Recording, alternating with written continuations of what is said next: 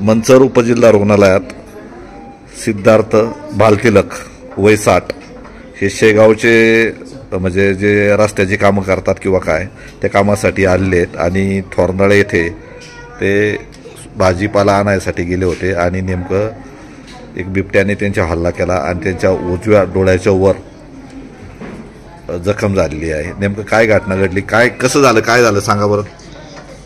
मी गेलो भाजीपाला आणायला, हां तिकून भाजीपाला घेऊन आलो, हाती टॉर्च सुद्धा होती आणि ती अचानक कॅनलमधून त्याने उडी मारली तशी माझ्या इकडे म्हणजे मानेवर, तर मी मान अशी केली आणि त्याने डायरेक्ट पंजा मारला इथे डोळ्याच्या वर। आणि तेवढ्यात एक मोटरसायकल आली, त्यांनी म्हणजे ॲक्सिलेटर वाढवलं गाडीचं आणि हॉर्न दिला, त्याच्यामुळे ते पळून गेलाय। पळून गेला? तुम्ही पायी चालले होते का? पायी चालले, म्हणजे भाजीपाला घेऊन माघारी येत होते घरी? हा, घरी येत। हां, आणि एकदम बिबट्याने हल्ला केला, म्हणजे तुमच्या काही ध्यानी मनी नाही, तुम्ही आपले चालले होते, मी रस्त्याने चाललो होतो आणि त्याने दाबा धरून तुमच्या हल्ला केला बस। उजव्या डोळ्याला म्हणजे डोळ्याच्या तिथे जखम झाली आणि नंतर तुम्हाला कोणी आणून सोडलं इथं? मोटरसायकल वाल्याने आणून मंचरला? नाही, मंचर आमच्या शेड लोकांनी आणून सोडलं। तर या पूर्व काळात कधी बिबट्या दिसला होता का तिथं? काही चुकून नाही दिसला सर आम्हाला। नाही ना? छोटा होता का मोठा होता? छोटा होता, म्हणून तर वाचलोय ना मी। असं ना? हा, बघा ज्यांनी आणलं त्यांचं, तुमचं काय नाव दादा? माऊली शिंदे। माऊली शिंदे, तुम्ही काय काम करता? मी पण सेंटरिंग कामच करतो। हा, तर कसं झाली घटना, काय म्हणजे तुम्हाला फोन कसा आला किंवा काय? असंच तिथून थोरंदाळ्याहून टेमगिरी वस्तीवरून म्या यांना म्हणजे घाटापाशी घेता येईल डाब्याजवळ त्या डांबरी रस्त्यावर आणून सोडलं यांना। मी सांगितलं भाजीपाला घ्या आणि व्यवस्थित रूम जावं म्हणले। तर यांनी भाजीपाला हे घ्यायला गेले, मी त्या आवड्यात मोटरसायकल घरी निघून आलो आणि जाताना ही घटना घडली, म्हणजे बाबा घरी रूम जाताना घटना घडलेली। बरं, बिबट्याने हल्ला केला, नंतर तुम्हाला कोणी फोन केला? कसं? मला तिथं एक रूम माणूस होता ना, त्यांनी मला फोन केला। काय म्हटला? का बाबाला असं असं झाले, बिबट्याने हल्ला केलाय।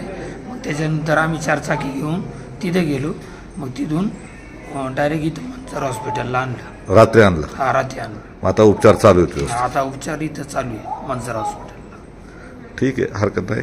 तर पहा, आता सध्या ऊस तोडणी चालू आहे मोठ्या प्रमाणात, त्यामुळं बिबट्यांना सुद्धा लपन क्षेत्र फारसं राहिलं नाही आणि त्यामुळे बिबटे सुद्धा सैरभैर झालेले आहेत। बऱ्यापैकी ऊस तोडणी चालू आहे, त्यामुळं बिबट्यांना जे लपन क्षेत्र आवश्यक असतं ते न मिळाल्यामुळं आणि पाण्याच्या शोधात ते बाहेर पडतात आणि संध्याकाळच्या वेळी दबा धरून बसतात आणि हल्ला करण्याचं प्रमाण वाढलेलं आहे। गेल्या आठवड्यापूर्वी काही राजनी परिसरात, काही मंचर परिसरात, नारंगाव परिसरात सुद्धा किंवा पारगाव कारखाना परिसरात बिबट्याने हल्ले केल्याची घटना वाढत चाललेल्या आहेत आणि यावर उपाययोजना होणंही गरजेचं आहे।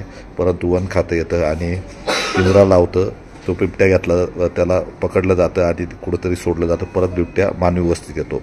सध्या मोठ्या प्रमाणात बिबट्यांचा वाढलेला आहे आणि काही दिवसांनी बिबट्या आणि कुत्री असं सुद्धा म्हणायला हरकत नाही सहजपणे दिसतो, परंतु त्यांना खाण्यासाठी काही मिळालं नाही तर ते माणसावर सुद्धा हल्ला करतात आणि अशा घटना घडतात।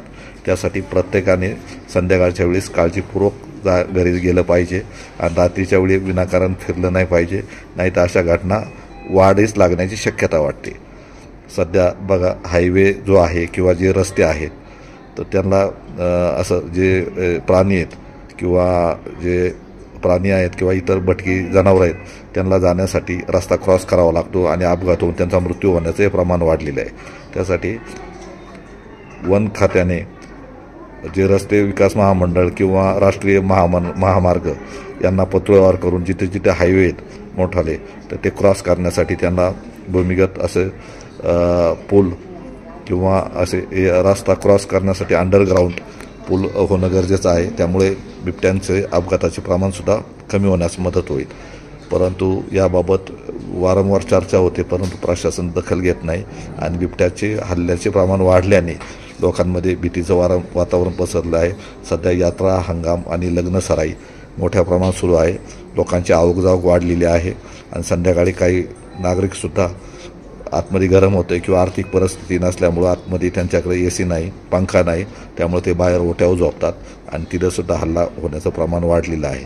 आता मंचर उपजिल्हा रुग्णालयात जे हे समोर जे बाबा आहेत सिद्धार्थ शिवलाल